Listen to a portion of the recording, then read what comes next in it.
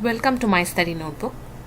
Today we are going to solve a simple problem related to the geometry, and let us look at the problem here.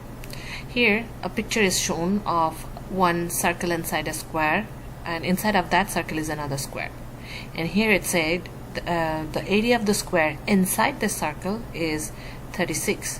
What is the area of the shaded region?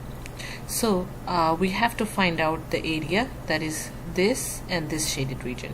So if you look closely, you can understand that if we deduct this white square from this circle, we get these area as well as these area.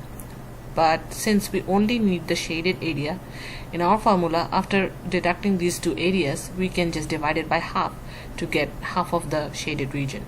So the area of the shaded region would be half of the area of circle minus the area of the square, or if we want to put the formula, that is the area of circle, which is pi by 4 d square, where d is the diameter of the circle, and if we consider a to be the side of each side of the square, then a square is the area. So this is the original formula that we will have to use.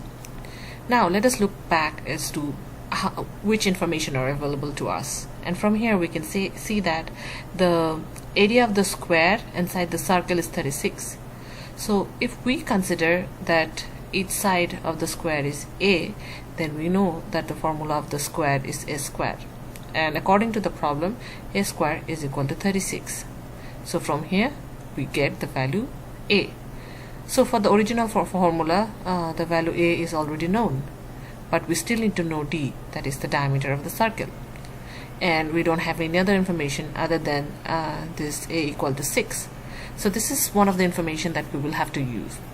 So if we look back into the picture, we can see that if we draw a diagonal along this area, it acts as the diameter of the circle, but at the same time it also forms a right angle triangle, because we know that the angle formed between the sides of a square is always 90 degrees. So if we take back and redraw this picture, we have a equal to 6 as one side, a equal to 6 as the other side, and then this unknown d, which also happens to be the diameter of the circle. So since it's a right angle triangle, we can use the Pythagorean formula, where d square equal to a square plus a square. From here we can therefore find the diameter.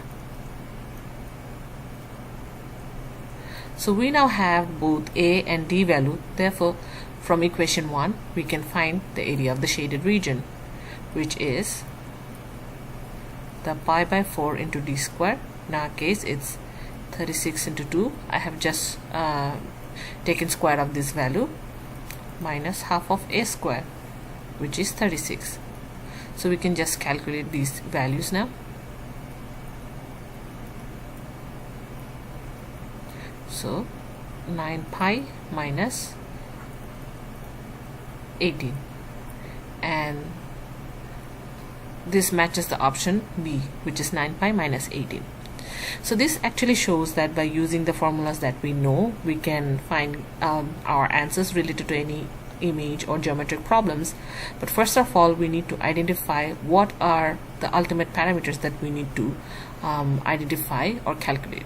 And sometimes there are irrelevant information, such as here we can see there's a outside square that we did not have to use for this problem, because all the answers that we needed was to be obtained from this inner square.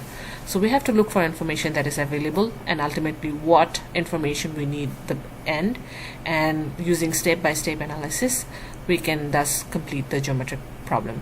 And I hope that this explanation will be helpful to you all. Thank you.